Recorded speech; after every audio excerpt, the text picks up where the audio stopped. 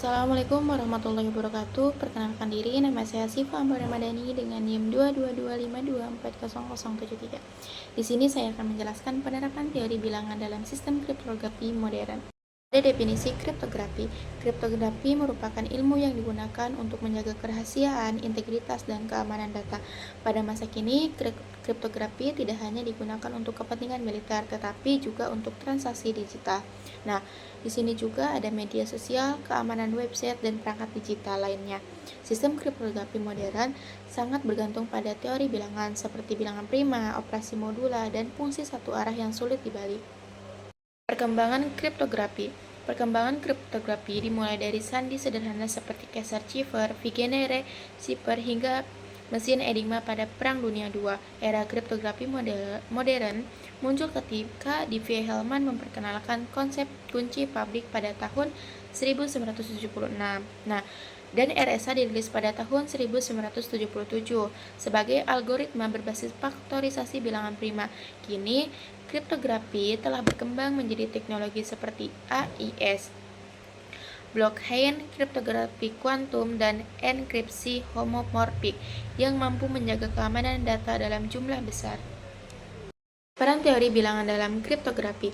Teori bilangan memiliki peran mendasar dalam kriptografi modern.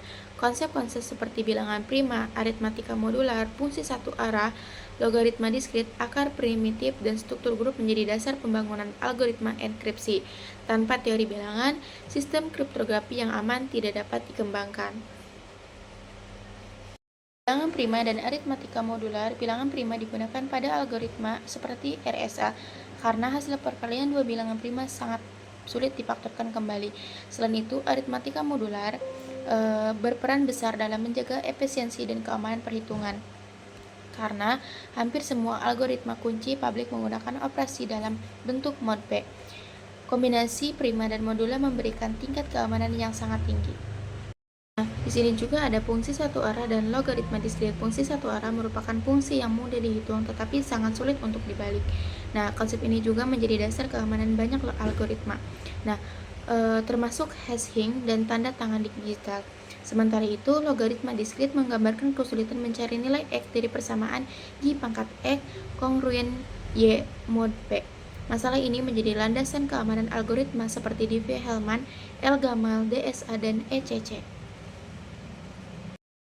Ada akar primitif. Akar primitif adalah bilangan yang mampu menghasilkan semua elemen dalam modulo P melalui pangkatnya. Konsep ini juga penting karena memungkinkan pembentukan ruang kunci luas dan acak. Akar primitif menjadi bagian penting dalam algoritma berbasis diskrit. Terutama juga pada sistem pertukaran kunci dan tanda tangan digital. ECC juga atau kriptografi kurva eliptik bekerja dengan memanfaatkan struktur grup pada kurva eliptik. Keunggulannya adalah keamanan tinggi dengan ukuran kunci yang jauh lebih kecil dibanding RSA. Karena itu, ECC banyak digunakan pada perangkat modern seperti Bitcoin, sistem LOT, smartphone, dan autentikasi digital yang membutuhkan efisiensi tinggi dan keamanan kuat. Sistem knapsack merupakan salah satu algoritma publik yang menggunakan masalah subset sum sebagai basis keamanannya. Kunci privat algoritma ini berasal dari urutan super-decreasing, sedangkan kunci publiknya merupakan hasil transformasi modular. Meskipun sistem ini pernah populer, sekarang dianggap kurang aman karena telah berhasil diretas oleh teknik kriptanalisis modern.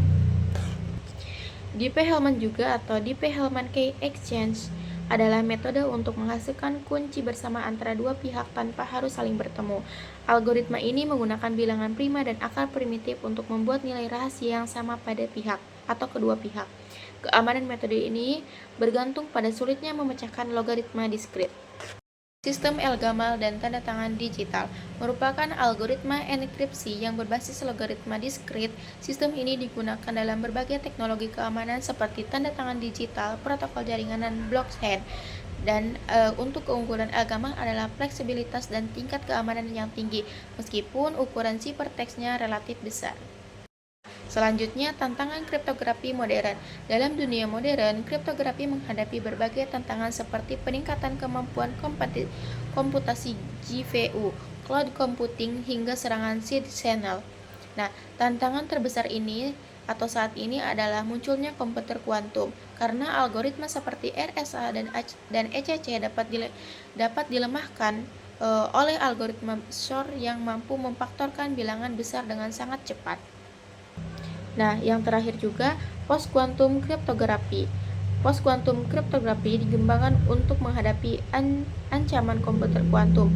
Beberapa pendekatan VKC adalah kriptografi berbasis lattice seperti Kyber dan dilithium, kriptografi berbasis kode, serta tanda tangan berbasis hash. Nah, masa depan keamanan digital diperkirakan akan menggunakan sistem hybrid yang menggabungkan algoritma klasik dan post-quantum.